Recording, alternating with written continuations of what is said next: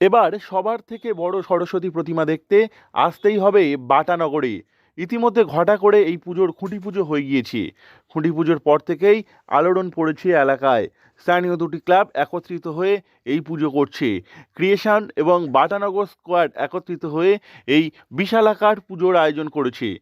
এর জন্য ট্যাগলাইন ঠিক করা হয়েছে, মায়ের কাছে মাথা নিচু, বাটানগরের সরস্বতী সবার উঁচু।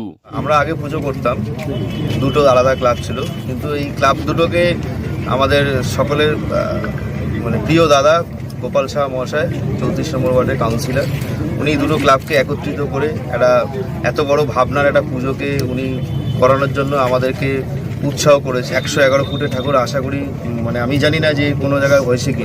পারমিশনের জন্য আমরা সব অ্যাপ্লাই করেছি, প্রশাসন আমাদের সাথে রয়েছে, সেটা নিয়েও আমরা আরও অনেক কিছু পারমিশন রয়েছে, সেগুলো আমরা করাচ্ছি। মহেশতলা পৌরসভার 34 নম্বর ওয়ার্ডের কাউন্সিলর গোপাল সাহার উদ্যোগে দুটি ক্লাব কর্তৃপক্ষকে একত্রিত করে এই 111 ফুটের সরস্বতী পুজো করার চিন্তাভাবনা নেওয়া হয়।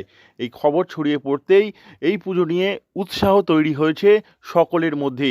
খুঁটি পুজোর দিনেই অনুষ্ঠান দেখার জন্য অসংখ্য মানুষ ভিড় জমিয়েছিল সেখানে। এই পুজোর জন্য সমস্ত রকম প্রশাসনিক ছাড়পত্র জোগাড় করার চেষ্টা চালানো হচ্ছে বলে জানিয়েছেন উদ্যোক্তারা। করেন। তো আমাদের একটা ইচ্ছা ছিল যে আমরা সবচেয়ে বড় সরস্বতী করব, আর যেরকম আমাদের চন্দননগর ফেমাস জগদ্ধাত্রী পুজোর জন্য যেন বাটানগরও ফেমাস হয় সরস্বতী পুজোর জন্য।